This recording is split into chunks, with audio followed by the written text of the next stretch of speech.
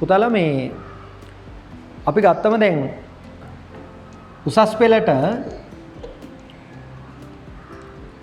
Arts කරන ළමයින්ගේ ප්‍රධානම ඉලක්කය වෙන්නේ නීති පීඨය. නීති පීඨයට යාම තමයි ප්‍රධානම ඉලක්කය. ඒතර මේ නීති පීඨයට යන පාරවල් මෙන්න මෙහෙම. දැන් උසස් පෙළ ලියලා උසස් පෙළ විභාගයෙන් තමන් මුහුණ දෙන ඕනෑම විෂයන් තුනට ඒ තුනක් අරගෙන අපි මේ පොදු පරීක්ෂණය දැන් උසස් පෙළ මේන් සබ්ජෙක්ට් තුනට අමතරව ප්‍රධාන විෂයන් තුනට අමතරව කලා විෂය ධාරාවේ කලා විෂය ධාරාව විතරක් නෙමෙයි ඕනම විෂය ධාරාවක මෙන්න මේ පොදු පරීක්ෂණයට පෙනී හිටින්න ඕන. පොදු පරීක්ෂණයත් මම හිතලා ලකුණු 30ට වැඩිය ගන්න ඕන. එතකොට තමයි මේ විශ්වවිද්‍යාලෙ ගන්නෙ. ඒතර මේ උසස් පෙළින් කලා විෂය ධාරාව යටතේ තමන් මුහුණ දෙන විෂයන් තුනට ඒ තුනක් ගත්තොත් හා සාමාන්‍ය පෙළ ඉංග්‍රීසි වලට C සාමාර්ථයක් හෝ එතකොට උසස් පෙළට ඉංග්‍රීසි වලට S සාමාර්ථයක් सामान्य पहले इंग्लिश वाले सी हो उसास पहले इंग्लिश वाले एस हो है देखें एक संपूर्ण गलत तीनों ना यहाँ लो फैकल्टी अन्न पुलवा मैं नीति पीठ लो फैकल्टी लो कॉलेज नीति विद्यालय निवे यानी नीति पीठ तो उसास पहले ये तो ना गत्तला मैं सुदुसुकम संपूर्ण गलत तीनों वनांग सामान्य पहले इंग्लिश वाले सी हो एक नेता उसास पहले इंग्लिश वाले एस सामार्थ्य करके ना पदु परीक्षण समत दंग එයාට මේ නීති පීඨයට යන්න පුළුවන්. ඒතර සාමාන්‍යයෙන් ලංකාවේ නීති පීඨ තුනයි. එක කොළඹ නීති පීඨය, කොළඹ විශ්වවිද්‍යාලය, දෙක පේරාදෙණිය විශ්වවිද්‍යාල නීති පීඨය. එතනින් ගියාම යාපනය විශ්වවිද්‍යාල නීති පීඨය. ඒතර කොළඹ විශ්වවිද්‍යාල නීති පීඨයට සාමාන්‍යයෙන් 250ක් අවම සමාජිකව බඳව ගන්නවා මේ ළමයි බඳව ගන්නවා. ඒතර පේරාදෙණියට සාමාන්‍ය ළමයි 60ක් අවම බඳව ගන්නවා. උසස් පෙළින් ඉත යාපනයට සාමාන්‍ය 50ක් 60ක් බඳව ගන්න. ඒතර මෙන්න මේ පිරිස තමයි නීති පීඨයට එක් අවුරුද්දක මේ බඳව ගන්න. ඒතර මෙතනින් මේ නීති පීඨ තුනෙන් අවුරුදු 4යි පාඨමාලාව අවුරුදු 4න් පස්සේ මේ අයට ඩිග්‍රියක් හම් වෙනවා LLB ඩිග්‍රිය. LLB ඩිග්‍රිය. ඒ කියන්නේ නීතිවේදී උපාධිය නීතිවේදී तो මේක තමයි එයාගේ උපාධිය. නීතිවේදී උපාධිය අරගෙන මේ අවුරුදු 4 මේ විශ්වවිද්‍යාලවල ඉඳලා නීතිවේදී උපාධිය ගත්ත අයට මම මේ කලින් කිව්ව නීති විද්‍යාලේ මේ නීති විද්‍යාලය දැන් නීති පීඨ ගොඩක් තිබ්බට නීති විද්‍යාල ගොඩක් නැහැ. මේන්නේ මේ නීති විද්‍යාලේ අවසාන වසර එක්සෑම් එක අවසන් විභාගය සමත් වුණාම මේ නීතිවේදී උපාධිය තියෙන කෙනා නීතිඥ කෙනෙක් බවට පත් වෙනවා. ඒතර ඒ අයට තමයි උසාවිය විතර නඩු කතා කරන්න පුළුවන්. දැන් නීතිවේදී උපාධිය ගත්ත පමණින් එයාට උසාවියේ නඩු කතා කරන්න බෑ.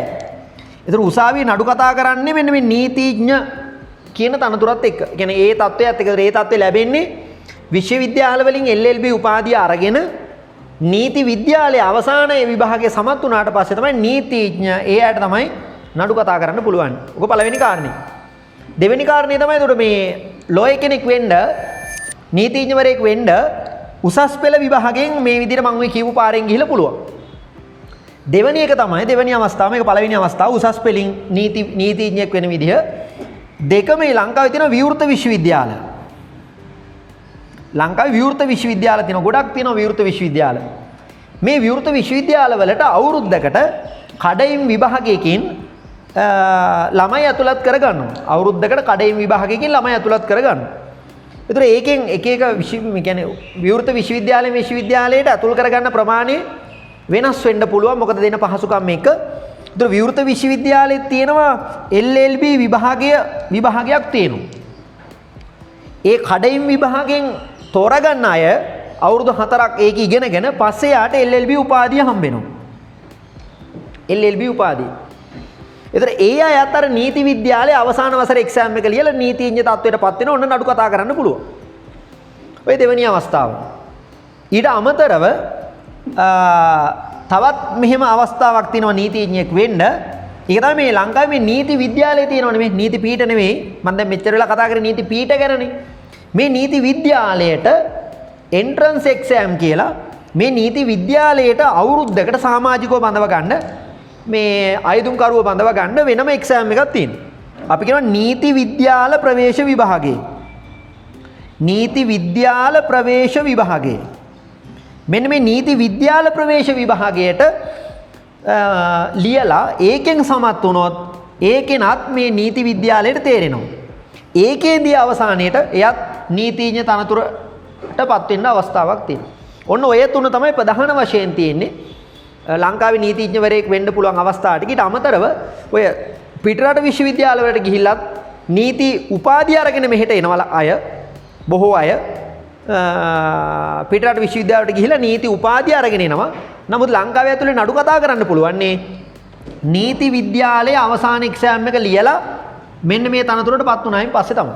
අපි තුමු උදාහරණ මේ ඇමරිකාවේ හෝ එංගලන්තේ හෝ විශ්වවිද්‍යාලයකින් LLB උපාධිය අරගත්ත පමණින් ලංකාවේ නඩු කතා කරන්න බෑ. ඒ අය ලංකාවේ මේ නීති විද්‍යාලයේ අවසාන එක්සෑම් එක පාස් වෙලා තමයි නීතිඥ තනතුරටපත් වෙලා ලංකාවේ නඩු කතා කරන්න අවස්ථාව හදාගන්නේ. ඒතකොට නීතිඥවරයෙක් වෙනවා කියන එක ඇත්තටම ලොකු අභිමානයක්. විශේෂයෙන් අපි දැන් මෙතන ඉන්න හින්දා උසස් පෙළ විභාගෙ ලියන ළමයි හින්දා මෙන්න මෙතනින් පුතාලාට ලොකු අවස්ථාවක් තියෙනවා.